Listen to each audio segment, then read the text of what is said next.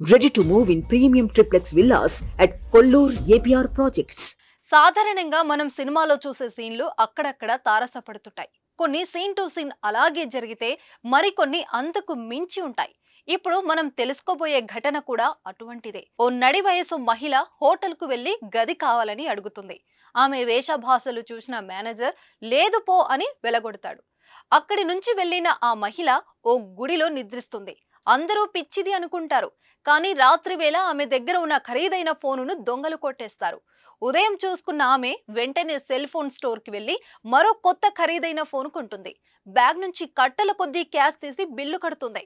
అనుమానం వచ్చిన స్థానికులు పోలీసులకు ఫిర్యాదు చేశారు.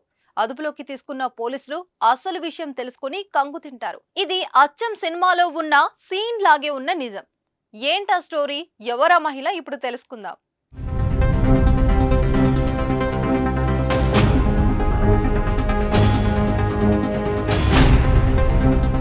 ఈ నెల 13న ఓ 50 ఏళ్ల వయసు ఉన్న మహిళ ఓ పాత బ్యాగు చేతికి తగిలించుకొని అనకాపల్లి జిల్లా చోడవరానికి వచ్చింది.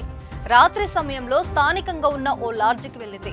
గది కావాలని అడిగింది. మాసి ఉన్న బట్టలు, పొంతనలేని మాటలు చూసిన లాడ్జి మేనేజర్ పిచ్చిది అనుకుని బయటకు వెళ్లగొడతాడు.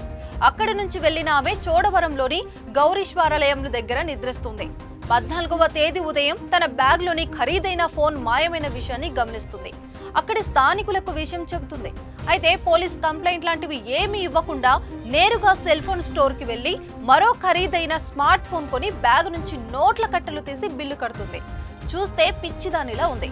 బ్యాగ్ నుంచి కట్టలు తీస్తుందని గమనించిన స్థానికులు పిచ్చిదేమో అనుకొని స్థానికంగా ఉన్న ప్రేమ సమాజం ఆశ్రమంలో చేర్పించారు. అక్కడి కేర్ టేకర్ బ్యాగ్ తెరిచి చూడగా కట్టలకి కట్టలు డబ్బులు, నగదు, పెద్ద ఎత్తున బంగారం కనిపిస్తుంది.